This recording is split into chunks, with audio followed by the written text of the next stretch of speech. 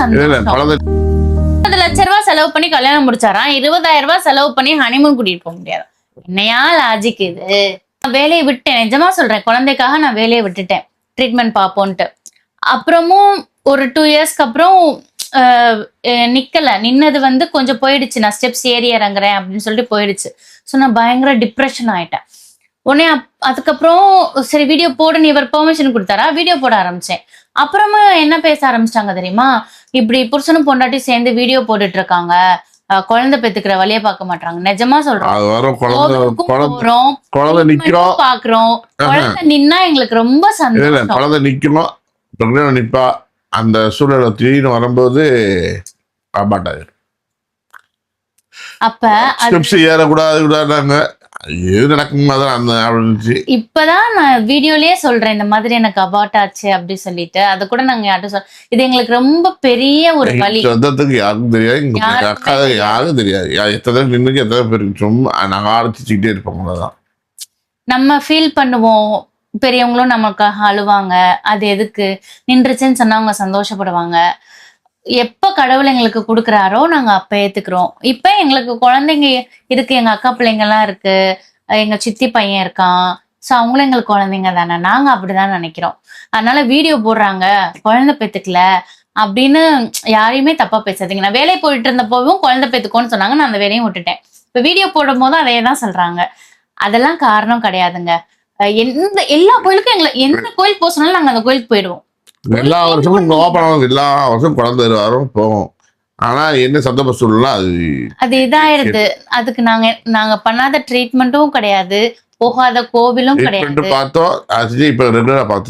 இப்ப நாங்க மறுபடியும் ரெகுலரா ட்ரீட்மெண்ட் பார்த்துட்டு இருக்கோம். நடுவுல ஒரு வெக்ஸ் ஆயிடுச்சு எங்களுக்கு. ரொம்ப ஒரு மாதிரி நான் அக்ரெசிவ் ஆயிட்டேன். ஒரு கட்டத்துல எல்லாம் பர்ஸ்ட் அவுட் ஆகி நான் கத்துறேன். ஏன்னா வீட்டுக்குள்ளே இருக்கேன், ப்ரெஷர் ஆகுறேன். நான் ஏன் கத்துறேன்னே இவருக்கு புரியல. இவர் இப்படியே உட்கார்ந்துருக்காரு ஒரு கடத்துல. அப்ப அவர் சொன்னாரு, நின்னா குழந்தை பெத்துக்குவோம், அப்படி இல்லையா பரவாயில்ல, எனக்கு நீ தான் குழந்தை, உனக்கு நான் தான் குழந்தை. புத்தி சீகாமணி பெத்த புள்ள, இங்கு புன்னகை செய்யுது சின்ன புள்ள, ஆராரோ அரியாரோ அடாசட்டு பைய புள்ள ஆராரோ. ஐயோ ஐயோ ஆராரோ அடியாசட்டு பைய மகளே ஆராரோ. நம்ம 2 பேரும் தானே வாழ போறோம், லாஸ்ட் வரைக்கும் என்ஜாய் பண்ணிட்டு வாழ்ந்துட்டு செத்து போயிருவோம். குழந்தைய பத்தி இனிமே நீ நினைக்காத அப்படின்னு சொல்லிட்டு இவர் எனக்கு அந்த சப்போர்ட்டிவ் வேர்டு கொடுத்தாரு. அப்புறம் தான் எனக்கும் தோணுச்சு, ஆமா. அப்புறம் ஏட்டாவும் சொல்லுவாரு, இலக்கியா ஜாலியா இரு, குழந்தை வரும்போது பெத்துக்க, இல்லையா லைஃப் என்ஜாய் பண்ணு. இவரும் அதே தான் சொன்னாரு. ஓகே, ஏன்னா குழந்தை குழந்தை குழந்தை குழந்தை எங்கிட்டு போனாலும் அதை தான் கேட்குறாங்க. ஆமா, கல்யாணம் குழந்தை பிறகுங்க, குழந்தை பிள்ளைய படிக்க வைக்கலைங்க, படிக்க வச்சோம்னா வீடு கட்டலைங்க, வீடு கட்டல கார் வாங்கலைங்க, கார் வாங்க நகை வாங்கலைங்க, நகை வாங்கினா அடுத்த அப்பா அப்பா கூட இல்லையாங்க, அப்பா அப்பா கூட இல்லை, அப்படி கூட பக்கம் வச்சிருக்க மாட்டேங்க. அவங்க லைஃப் அப்படி போய்கிட்டே இருக்கும். நான் யாருக்கு பயப்படணும், எதுக்கு பயப்படணும்? இருக்கணும். ஆனா அவங்க சொல்ற எனக்கு நல்லா இருக்க மாட்டேன். அது ஒண்ணு. அவன் இருக்குவான், நான் 4 குழந்தை பத்திரிக்கேன், 5 குழந்தை பத்திரிக்கேன் அப்படிமா, எனக்கு கார் இருக்கு, பஸ். என்னங்கடா உங்க ஆட்டம்? ஒரு 10 ரூபா வந்தா அதை வச்சுட்டு சும்மா இருக்கிறது இல்ல. கைக்கு கிளவுஸ், காலுக்கு ஷூவு, கண்ணுக்கு கண்ணாடி, பிசிலரி வாட்டரு, ஒரே நம்பர்ல 3 காரு. 10 ரூபாய்க்கு 10 பேருக்கு புத்தி சொல்றது இருக்கு, ட்ரெயின் இருக்கு, எல்லாமே இருக்கட்டும். அவன் நல்லா சந்தோஷமா இருக்கானா, அதை போக பார்க்கணும். இப்ப நான் கஷ்டப்பட்டேன்னா யார் உதவி பண்ணுவா? கிடையாது. என்னைக்காச்சும் ஒரு நாளைக்கு சாப்பிட்டீங்களா சித்தப்பூன்னு கேட்டுக்கேடா. எது நடக்குமோ மேல பார்த்து சொல்லி முடிச்சு போய்கிட்டே இருக்கணும். அதுக்காண்டி குழந்தை பிறகு வந்து சொல்லிட்டு கல்யாணம் முடிச்சுட்டு அவங்க யாரையும் குறையும் சொல்லக்கூடாது. நம்ம மேல வச்சுக்கிட்டு தப்புக்கும் நம்ம தப்புன்னா என்னன்னா அடுத்தால குறை சொல்லக்கூடாது. ஏன்னா நமக்கு இப்ப ராத்திரி எடுத்து தெரியுமா, இப்ப ஏன் போன வருஷம் தான் என் மாடு கல்யாணம் முடிச்சு இப்ப 2 பிள்ளைய பார்த்துட்டான். உன்ன மாதிரி 80 கோடி பேர் இந்த நாட்டுல இருக்காங்க, உங்களை திருத்துறது என் வேலை இல்ல. அவன் வந்துட்டான், ஆண்டை எது கொடுக்கலாம் அதுதான். சரி 2 பிள்ளை பத்துட்டு இல்லை விசாம இருக்க வேண்டியதானே, இருக்க மாட்டான். அவன் கடைசி கஷ்டப்பட்டு பிள்ளைய வளர்க்கலையோ படிக்க வைக்க மாட்டான், சட்டை காடை போட்டுட்டு இருப்பேன், பிள்ளைய பார்த்துட்டு நல்லா சாப்பாடு இருக்காது, ட்ரெஸ் இருக்காது, ஒன்றும் இருக்காது. பிள்ளைய கூட கவனிக்க மாட்டேன், அப்புறம் குடிக்க போயிடுவாங்க. கத்தி சண்டை போடுறியா? டே ராஜா, இருக்கிற மத்தாப்பி எல்லாம் எடுத்து கொளுத்து, பாட்டி சொத்து தரேன், புகையா போகட்டும். நீ இத கொளுத்து, ஒத்துடு, நான் இத கொளுத்துறேன். ராஜு என் கண்ணு. அதனால சொல்றது சொல்லப்போ அவன் காப்பாற்ற போறது கிடையாது. இப்ப நாங்க வந்து யாரையும் குறை சொல்லல, யாரையும் ப்ளேம் பண்ணல. பொதுவா எங்களுக்கு நடந்த விஷயத்த நாங்க உங்ககிட்ட ஷேர் எது பண்ணோம். நடக்காது. ஆமா, அதனால எங்களுக்கு குழந்தை பிறக்கும்னு எங்களுக்கு நம்பிக்கை இப்ப நானே கல்யாணம் முடிக்கணும்னு நினைக்கிறேன். எனக்கு 30 வயசு இதாச்சு. இருப்பாருன்னு நினைக்கவே இல்லையா. அதனால முடிச்சேன். காசெல்லாம் சேர்த்து இப்ப உள்ள இப்ப உள்ள பொண்ணு உடனே கிடைச்சதுதான். என்ன படிச்சுதான் மாப்பிள்ளை வந்து பிஇ முடிச்சாலும் சரி, எம்இ படிச்சிருந்தாலும் சரி, கையில கழுத்துல பிரேஸ்லெட் போட்டுருந்தாலும் சொந்த வீடு இருக்கா, அக்கா இருக்கா. அம்மா அப்ப நான் கிளம்புறேன். பொண்ணு நல்லா இருப்பாடா. இருக்கிற சொத்து பத்தி எல்லாம் என் பொண்ணுக்கு தான். எல்லாத்தையும் பொண்ணுக்கு எழுதிட்டு சோத்துக்கு எப்படி பிச்சை எடுப்பாரா? அவ்வளோ வசதிடா. 50 சவரன் நகைக்கும் ஒரு பைக்குக்கும் உன்னை வித்துருவானுங்க, உஷார். என்ன இருக்கு? ஆனா மாமியார் மாமனார் இருக்காங்களா? ஏன்னா என் சொந்த வீடு, பெரிய வீடு இருக்கா, பிஎம்டபிள்யூ கார் இருக்கா, பஸ் இருக்கா, ட்ரெயின் இருக்கா, இப்படிதான் கேட்கறாங்க. தவிர பொண்டாடி எப்படி வச்சு வாழும் தெரியாது. சரியா? கடை இருக்கா கூட தான் பரவாயில்ல, சொந்த வீடு இருக்கணும், சொந்த கார் இருக்கணும், இந்த மாதிரி கூட அக்கா இருக்கக்கூடாது, அண்ணன் இருக்கக்கூடாது, யாருமே இருக்கக்கூடாதுன்னு சொல்லி பொண்ணு கொடுங்க. ஆனால் பொண்ணு எந்த காஸ்ட்டும் கிடைக்க மாட்டேங்குது. நீங்க எந்த ஜாதியா இருந்தாலும் சரி, லவ் பண்றவங்க கூட லவ் பண்ணிடுறாங்க. அரேஞ்ச் மேரேஜுக்கு நான் நல்லவடாக இருந்தாலும் சரி, இன்னைக்கு இவ்வளவு காலத்துல வந்து பொண்ணு கிடைக்க மாட்டேங்குது. இன்னைக்கு ஒரு சூழ்நிலை பாத்தீங்கன்னா, முந்தி மாப்பிள்ளைக்கு எவ்வளவு பங்கு போட்டு இன்னைக்கு கேட்பாங்க, 50 பவுன் போடு, 100 பவுன் போடு அப்படிம்பாங்க. இன்னைக்கு காலத்துல பொண்ணு கொண்டு வர பொண்ணை கொடுக்கவே பெருசு. இதில் வந்து 30 பவுன் போடு, 40 பவுன் போடு, 50 பவுன் போடுன்னா அவன் கிளிக்க தான் செய்வா. இருக்கத்தக்கா வாழ்ந்துட்டு போகணும். 10 பவுன் போட்டாலும் சரி, 2 பவுன் போட்டாலும் போடாலும் சரி, அவங்க போட்டு வரும்போது அவ வீட்டு போட்டு 100 பவுன் போட்டு வந்தா அவ கொடுப்பது ராக்கி. 10 பவுன் போட்டு தான் அவ கொடுக்கும். நம்ம என்ன சம்பாதிக்க போக எவ்வளோ போட போறோம் நமக்கு. நம்ம சம்பாதிச்சு போட்டா 100 பவுன் போடணும் அவசியம் கிடையாது, அவங்க 100 பவுன் போட்டு கட்டி கொடுக்கணும் அவசியம் கிடையாது. நம்ம அப்படியே லக்ஸரி கிடையாது. நமக்கு என்ன இருக்கோ வாழ்ந்துக்கணும்ன்ற கான்செப்ட்ல நாங்க இருக்கோம். மனசுதான் காரணம். மனசுதான் காரணம். அதனால குழந்தை எப்ப வருமோ அப்ப வரட்டும். சோ அதுக்கும் வீடியோ போடுறதுக்கும் எந்த சம்பந்தமும் இல்ல. நிறைய பேர் சொல்றாங்க, குழந்தை பெத்துக்கோப்பா, வேலைக்கு போகாத. ஐயோ, அப்படிலாம் கிடையாது. தயவு செஞ்சு அவங்களை அந்த மாதிரி வீட்டுல உட்கார வைக்காதீங்க. ரொம்ப ப்ரெஷர் ஆயிடுவாங்க. மென்டல் ப்ரெஷரை வந்து அது ஒரு மனநோய். மாமியா போட்டுக்கிட்டு பிள்ளைய பத்துக்க சொல்லி டார்ச்சர் பண்ணோம்னா அந்த பிள்ளை வந்து டென்ஷன் ஆகி அந்த வேதனை வந்து இதே மாப்பிள்ளை மேல குறை.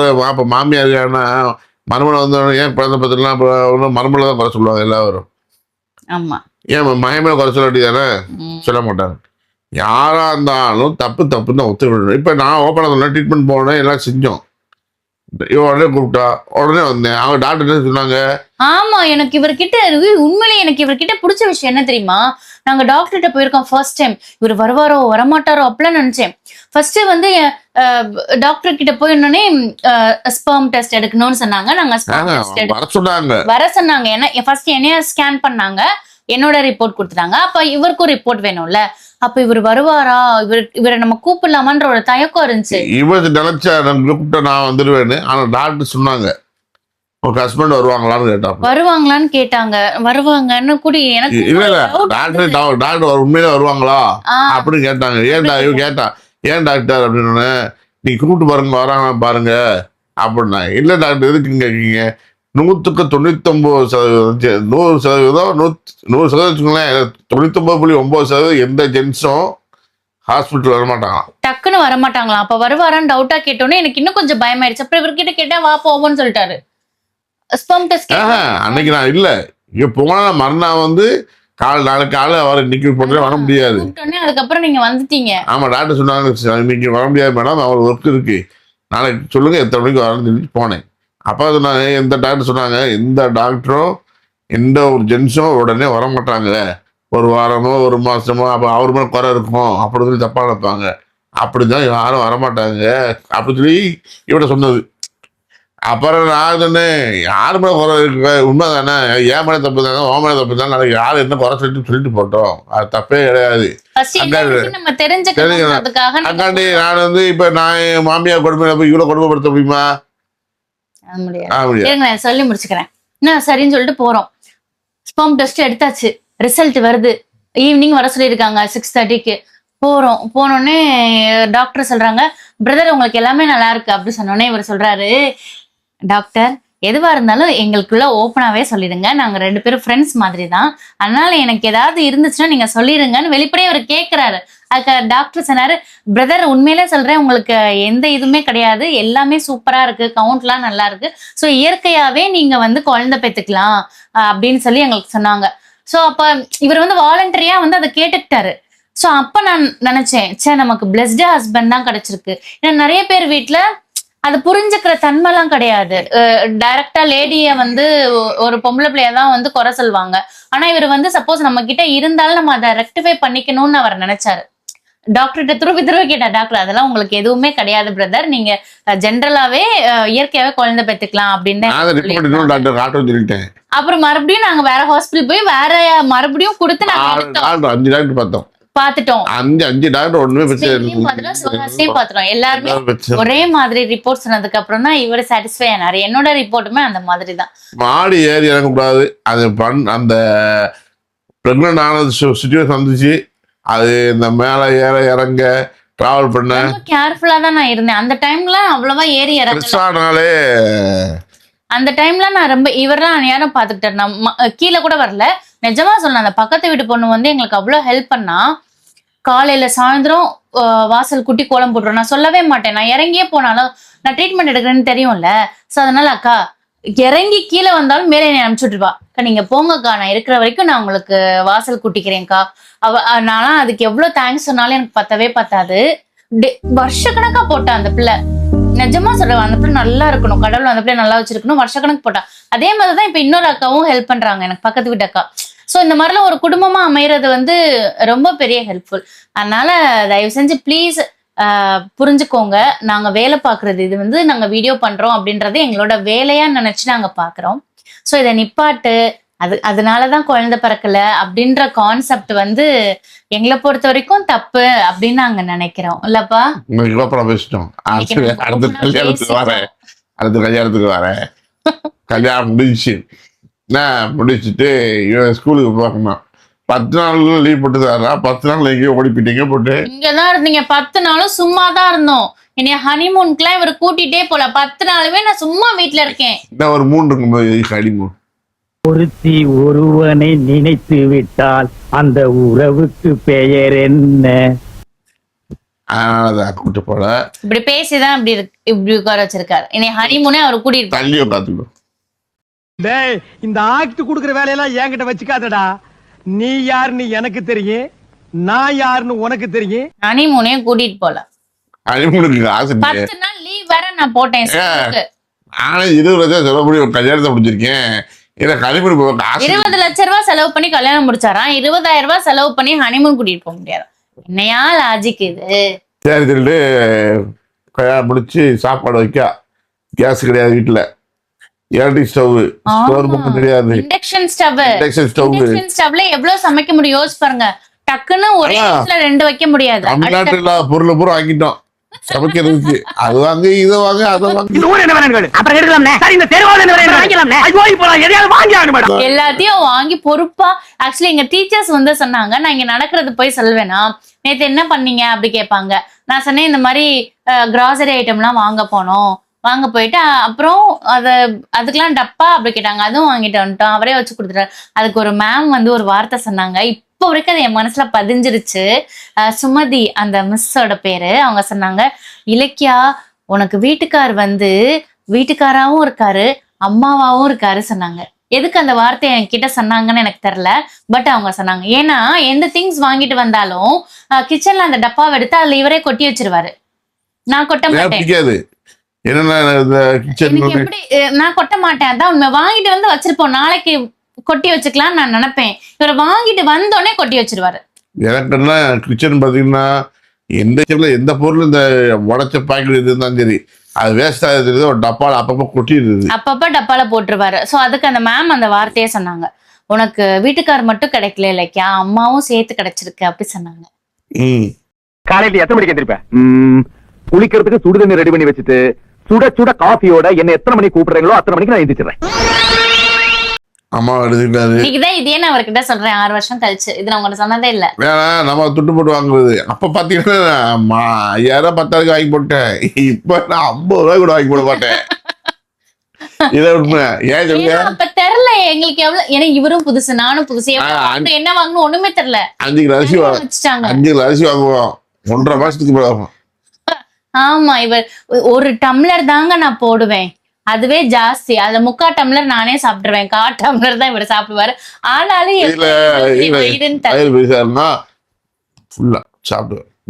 புலி பறிச்சாலும் புள்ள திங்க தெரியுமில.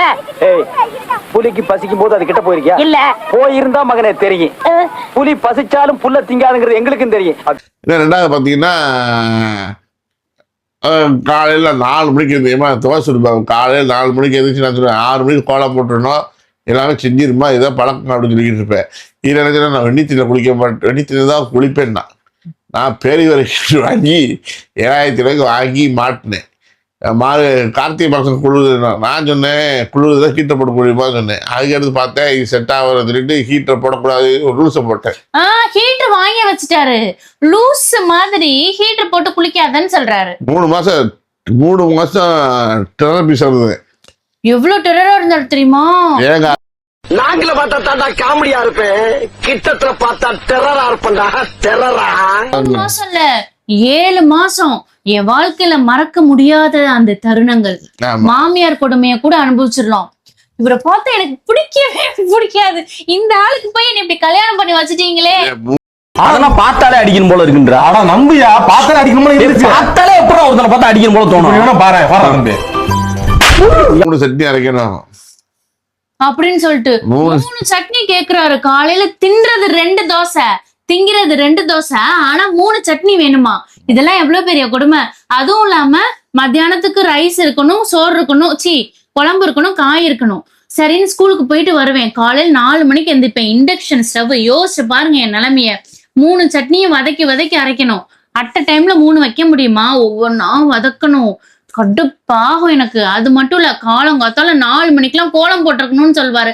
அதுவும் குளிச்சுட்டு போடணுமா? 4 மணிக்கு கோலம் போடணும்னா நான் எத்தனை மணிக்கு எந்திரிச்சு குளிக்கிறது? அதுவும் டெய்லி தலைக்கு தான் குளிக்கணும்னு சொல்றாரு. சாப்பிட்டோம் அப்புறம் தலை குளிச்சா அதுனா பரவாயில்ல, டெய்லி தலைக்கு குளிச்சுதான் ஆகணும் பராசக்தி ஹீரோடா அப்படின்னு வர்றாரு. பச்சை தண்ணியில தான் குளிக்கணும்ன்றாரு. 3 சட்னி வேணும்னு கேக்குறாரு. ஸ்கூலுக்கு 11th 12th காமர்ஸ் அக்கௌண்டன்சி எடுத்துட்டு இருக்கேன். கிளாஸ் அங்க 7:30 7:45 ஸ்டார்ட் ஆயிடும். இருக்கிறது ஸ்ரீவில்லிபுத்தூர். அங்க சிவகாசி வெம்பக்கோட்டை முக்குக்கு நான் போகணும் ஸ்கூலுக்கு. 4 மணிக்கு 3:30க்கெல்லாம் எந்திரிச்சு குளிச்சுட்டு வேகமா போய் கோலத்தை போட்டுட்டு சமைக்க ஆரம்பிப்பேன். ஸோ காலையில சாப்பிட்றாருன்னு சொல்லிட்டு சட்னி எல்லாம் ஃபர்ஸ்ட் அரைச்சிருவேன். அது கெட்டு போகாதுல்ல, காலையில வெள்ளனை சாப்பிட்டுவேன். அதுக்கப்புறம் யார் நீ என்ன கேட்ட? யாருன்னு கேட்ட அண்ணே கொந்தளிச்சாதீங்க அண்ணே, பொறுமையா கடப்பிடிங்க. அறியாப்புல தெரியாம கேட்டான். என்ன பண்ணுவேன், மதியானத்துக்குரியதை சமைப்பேன். சமைச்சிட்டு கடைசியா போகும்போது தோசையை ஊத்தி வச்சுட்டு போவேன். அந்த தோசை எப்படி இருக்கும்? தோசை எப்படி இருக்குமோ, ஒரு நாள் நான் கொஞ்சம் குண்டா சுட்டேன். மொறு மொறுன்னு சுட்டா நான் 7 மணிக்கு சுட்டு வைக்கிற தோசைய 10 மணிக்கு சாப்பிடும் போது அது எப்படி? 9 மணிக்கு சாப்பிட்டீங்க. 1 மணி நேரம் 9 மணிக்கு சாப்பிடுறாரு. 7 மணிக்கு சுட்ட தோசை 9 மணிக்கு மொறு இருக்கு. அப்ப அது எப்படி இருக்கு? ஒரு மாதிரி வரட்டி மாதிரி ஆயிடுச்சு போல. அதுக்கப்புறம் முந்தைய சுட்டு வைன்னு சொன்னாரு. அதையும் சுட்டு வச்சா அப்பம் மாதிரி ஆகி போச்சு. ஆப்பம் பெட் மாதிரி இருக்குன்றாரு. சரி நானும் அதையும் விட்டுட்டேன். சாயந்தரம் அங்க முடியறது 6 மணிக்கு தான் முடியும். 1 மணி நேரம் நான் இங்க டிராவல் பண்ணி வருவேன் வண்டியில. 7 மணிக்கு வருவேன். பார்த்தா அப்ப இந்த சிங்க் எல்லாம் கிடையாது. காலையில சாப்பிட்டது மத்தியானம் சாப்பிட்டதெல்லாம் அப்படியே போட்டு வச்சிருப்பாரு, மனசாட்சியே இல்லாம. நான் அதை எடுத்துட்டு மொட்டை மாடிக்கு போய் அதை நான் விளக்கணும். விளக்குனது மட்டும் இல்லாம நைட்டு டிஃபன் பண்ணணும். அப்பயும் 3 சட்னி. எத்தனை சட்னி? 3 சட்னி வேணுமா, அப்பயும் 3 சட்னி, காலையில அரைச்சா அதே 3 சட்னி இருக்கக்கூடாது, டோன்ட் ரிப்பீட் அப்படி சொல்லிடுவாரு. வேற சட்னி புதுசா தான் அரைக்கணும். சரின்னு சொல்லி இப்படியே எனக்கு 7 மாசம் போச்சு. அதுல 3ஆவது மாசம் வந்து பிரேக்கு. ஏன்னா டெய்லி வந்து அம்மா வீட்டுல வந்து இட்லி தோசை சுட சுட போவோம்.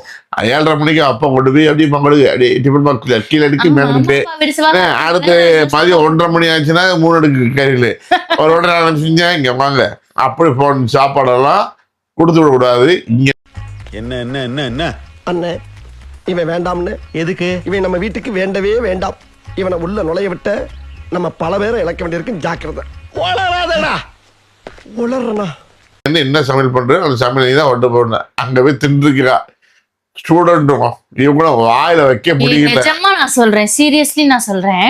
நான் 7 மாசம் கஷ்டப்பட்டேன். வாயை பார்த்து பேசக்கூடாது. சரி, அது சொல்ல மாட்டேங்குது. வாயை போடுற சொல்ல விடுற வாய்ப்பு கொடுக்க மாட்டீங்கல்ல. நான் சொல்ல போறேன்ல என்ன, இன்னும் இவ்வளவு கஷ்டமா இருந்துச்சு. எனக்கு இவரை பிடிக்கவே பிடிக்காது, சுத்தமா எனக்கு இவரை பிடிக்காது. அப்படித்தானே? என்னைய உங்களுக்கு பிடிக்குமா? உண்மையா பிடிக்குமா? ஆனா இவருக்கு என்னை பிடிக்கும்ன்றது எனக்கு தெரிஞ்சிச்சு. இப்படிதான் போச்சு. எனக்கு இவரை பிடிக்கவே பிடிக்காது, சுத்தமா எனக்கு பிடிக்காது. இப்படிலாம் டார்ச்சர் பண்ணா யாரையாவது பிடிக்குமா? அப்படி தோசை சுட்டுட்டு இருப்பேன், அவசரமா தோசை சுடுவேன். புது தோசைக்கல்லு, தோசை வேற வராது. ஒரு தோசை 4 பிஞ்சிட்டு வந்துச்சு. அது ஏன் பிஞ்சிட்டு வந்துச்சு? இவர் கிட்டே நின்றுட்டே இருப்பாரு. இப்படி கிட்டே நின்றுட்டு இருக்கப்போ நமக்கு அப்படியே படப்படப்பா இருந்துச்சு. எனக்கு ஒரு எக்ஸாம் எழுதும் போது ஸ்டாஃப் பக்கத்துல நின்னா எப்படி இருக்கும், அது மாதிரி தோசை சுட தெரியுமா, சுடு அப்படி சொல்றாரு. நானும் சுடுறேன், வந்தே தொலைல. எங்க அம்மாவுக்கு போனை போட்டு திட்டுறேன். இப்ப நான் உங்ககிட்ட கல்யாணம் கேட்டேனா, எனக்கு தான் எதுவுமே தெரியலையே, நீ எதுக்கு கல்யாணம் பண்ணி வச்சீங்க அப்படின்னு சொல்லிட்டு அவங்களுக்கு கிட்ட கத்துறேன். அவங்களுக்கு எதுவுமே புரியல. இப்படியே தான் போச்சு. ஒரு நாள் இவர் என்ன சொன்னாரு, நீ டெய்லி என்ன சாப்பாடு சாப்பிட்ற அப்படி கேட்டாரு. எங்க அப்பா கொண்டு வருவாங்க. அப்புறம் நீ சமைச்சு சாப்பிட மாட்டேறன்னு கேட்டாரு. தெரில, நான் சமைச்சு உங்களுக்காக சமைக்கிறேன், அப்படியே சமைச்சு வச்சுட்டு போயிடுவேன், எனக்கு எங்கள் அப்பா கொடுத்துருவாங்க அப்படி சொன்னேன்.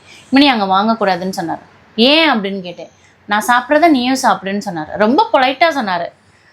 நான் சரி ஓகே அப்படி சொல்லிட்டு சமைச்சதை எடுத்துகிட்டு போயிருக்கேன். கன்றாவி வா. என்ன கர்மையா இது?